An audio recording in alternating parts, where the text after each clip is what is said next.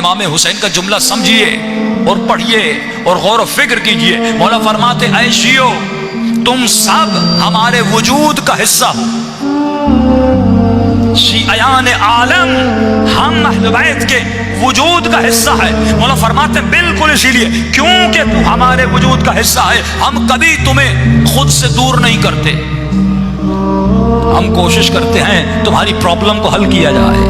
ہم کوشش کرتے ہیں تمہاری اس گناہ کی بیماری کو دور کیا جائے. اور فرمایا جب تمہیں تکلیف ہوتی ہے تو یہ مت سمجھنا یہ تکلیف تمہیں ہو رہی ہے, یہ تکلیف ہمیں ہوتی ہے. جب تمہیں درد ہوتا ہے تمہیں تکلیف ہوتی ہے, وہاں فرماتے ہیں یہ گویا ہمیں تکلیف ہوتی ہے. ہم تمہارے درد اور تکلیف کو برداشت نہیں کر سکتے. علماء فرماتے جس طرح ڈاکٹر کبھی مریض سے نفرت نہیں کرتا, اس مریض کی بیماری سے نفرت کرتا ہے, اہل بیت بھی اللہ کے بندوں سے نفرت نہیں کرتے, ان کی بیماریوں سے نفرت کرتے ہیں اور آخری دم تک کوشش کرتے ہیں کہ اس کے وجود سے یہ بیماری نکل جائے. تو فرمایا تو ہمارے وجود کا حصہ ہے, جب تمہیں تکلیف ہوتی ہے تو ہمیں تکلیف ہوتی ہے. کل میں نے امام رضا کی روایت پڑھی نا کہ مولا کیا فرماتے ہیں, فرماتے ہیں اگر امام سمجھ کے نہیں تو دوست سمجھ کے مجھ سے باتیں کر, اگر دوست سمجھ کے نہیں تو بھائی سمجھ کے ہم سے باتیں کر, اگر بھائی سمجھ کے نہیں تو باپ سمجھ کے ہم سے باتیں کر. مولا یہ کہنا کیا چاہتے ہیں, مولا بتانا چاہتے ہیں ہم بیوی سے زیادہ تم سے قریب ہیں, ہم باپ سے زیادہ تم سے قریب ہیں, ہم تمہاری اولاد سے زیادہ تم سے قریب ہیں. اسی لیے کہا کہ ہمیں یاد کرو ہم تمہیں یاد کریں گے. خدا بھی یہی کہتا اے میرے بندے مجھے یاد کر, اذکرونی اذکرکم, اگر تو مجھے یاد کرے گا میں تمہارا رب بھی تمہیں یاد کروں گا. اے خدا تو کہاں کہاں یاد کرے گا, فرمایا اگر تم نے زندگی کے ہر پہلو میں مجھے یاد کیا میں مرنے کے بعد ہر پہلو میں تمہیں یاد کروں گا.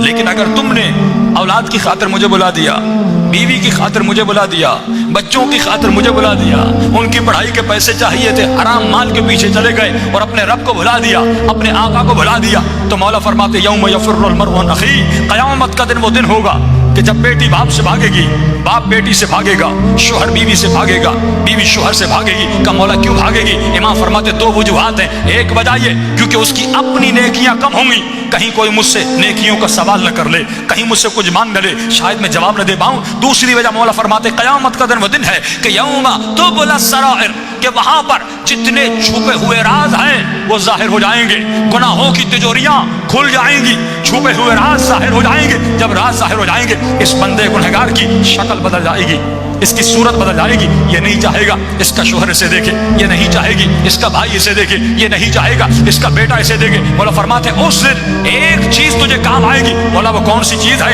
فرمایا اگر تم نے اپنے رب کو یاد کیا, اگر تم نے اپنے امام حسین کو یاد کیا, اگر تم نے مولا علی کو یاد کیا, دنیا میں کثرت سے ان کو یاد کرو, آخرت میں کثرت سے وہ تمہیں یاد کریں گے.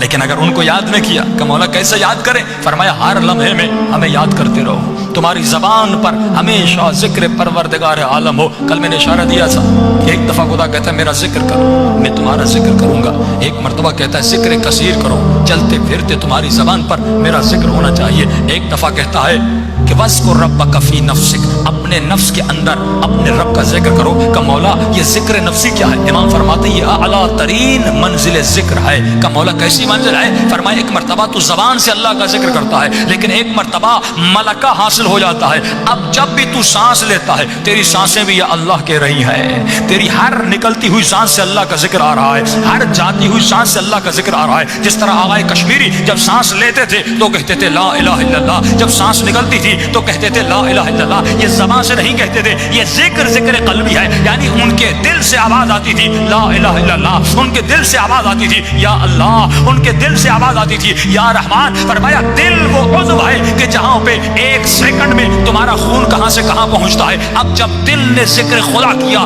گویا تمہارے خون کے قطرے قطرے نے اللہ کا ذکر کیا, گویا تمہارا پورا وجود